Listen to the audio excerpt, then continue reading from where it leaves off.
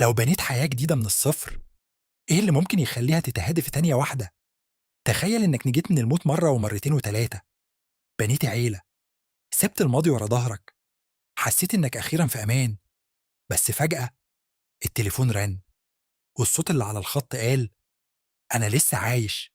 والكابوس اللي فكّرت إنه خلص، رجع يطاردك تاني. تعالوا معايا، النهارده أنا هاحكي لكم قصة من أكتر الأفلام رعبًا في التاريخ، فيلم صرخة 7. القصة بتدور حوالين سيدني بريسكوت، البنت اللي نجت من Ghost Face مش مرّة ولا 2، نجت أكتر من 5 مرات.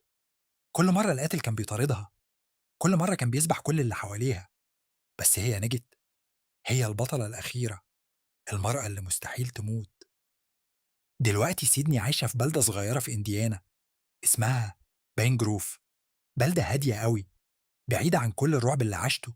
هي عندها جوز اسمه مارك، وعندها بنت صغيرة جميلة سمتها تاتوم على اسم أحسن صاحبتها اللي اتقتلت زمان.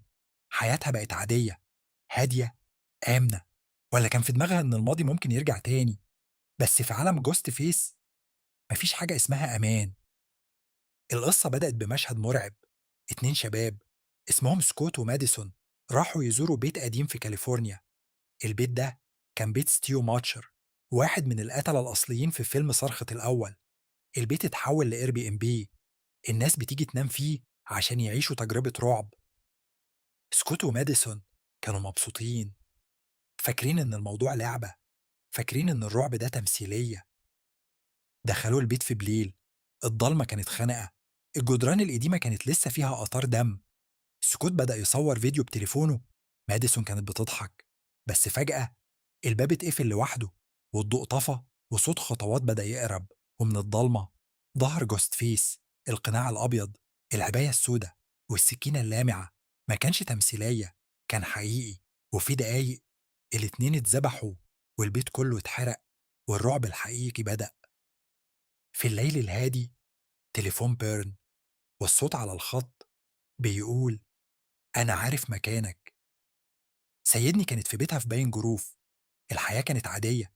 بنتها تاتوم كانت بتلعب في الأوضة، جوزها مارك كان بيحضر العشاء، كل حاجة كانت تمام. لحد ما التليفون رن.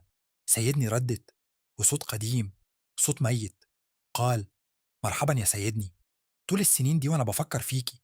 الكاميرا اتفتحت، وعلى الشاشة وش راجل مشوه، حروق في كل حتة، ندوب قديمة، بس الملامح كانت واضحة.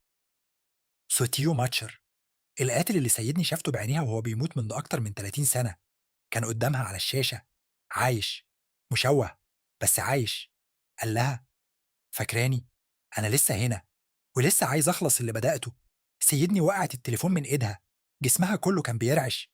الكابوس اللي فكرت إنها دفنته رجع، والمرة دي هو عارف هي فين، وعارف إن عندها بنت، ومش هيسيبهم في حالهم أبدا.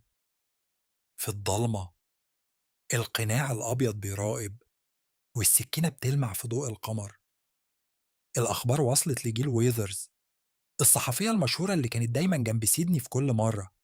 جيل جابت معاها ميندي وتشاد ميكس مارتن، 2 من الناجين من هجمات جوست فيس اللي فاتت. وصلوا باين جروف، حاولوا يحموا سيدني وعيلتها. بس جوست فيس ما كانش بيطارد سيدني بس، كان بيصطاد تاتوم، البنت الصغيرة. كل اتصال كان بيركز عليها، كل رسالة كانت بتهددها. ليه؟ محدش عارف.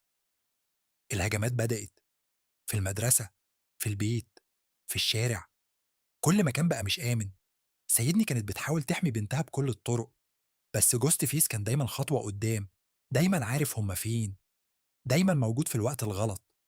الرعب الحقيقي مش في السكينة، الرعب الحقيقي في إنك مش عارف مين القاتل، ومش عارف هو فين، وكل اللي حواليك ممكن يكون هو.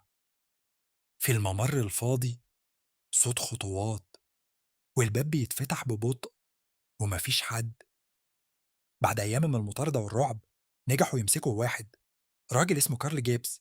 لقوه لابس بدلة جوست فيس، ماسك سكينة.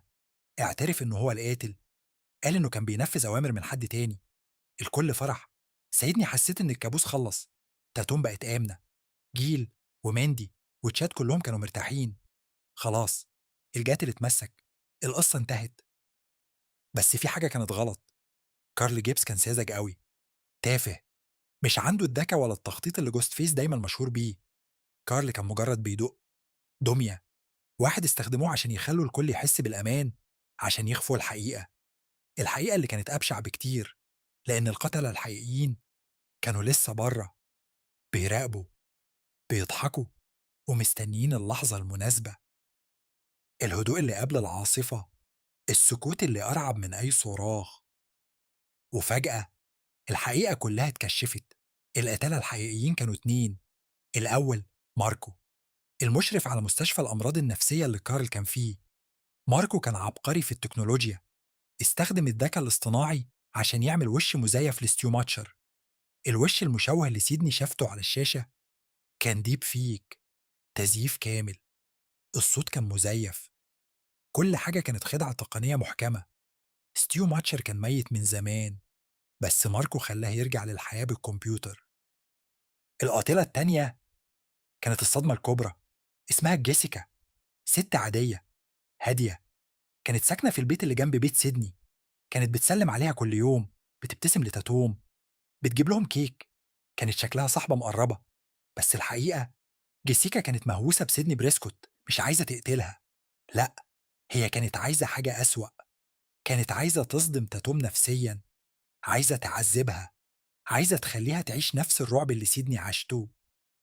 جيسيكا كانت فاكرة إن الألم بيخلق أبطال، إن الصدمة النفسية بتخلق ناجين قوية. كانت عايزة تحول تاتوم للبطلة الأخيرة الجديدة، عايزة تخليها نسخة تانية من سيدني. ده كان هدفها من الأول، مش القتل، التدمير النفسي. والأرعب من كل ده إن جيسيكا كانت قاعدة جنبهم طول الوقت، كانت بتفطر معاهم، بتلعب مع تاتوم، بتسأل عن سيدني. كانت الوحش اللي مختبي في أقرب مكان، مش في الضلمة، في النور، قدام عينهم. سيدني نجت في الآخر، تاني. ماركو وجيسيكا اتقبض عليهم، الرعب انتهى، بس الجرح اللي سابوه مش هيشفى بسهولة، لأن المرة دي الوحش ما كانش في الضلمة، كان جنب سيدني، في البيت المجاور، بيشرب قهوة معاها، بيبتسم لبنتها. والسؤال اللي هيفضل يطاردها لآخر يوم في حياتها: لو ما قدرتش تشوف العدو وهو قدام عينيها، إزاي هتحمي تاتوم من اللي جاي؟ ولو الوحش ممكن يكون أقرب الناس ليها، مين تقدر تثق فيه تاني؟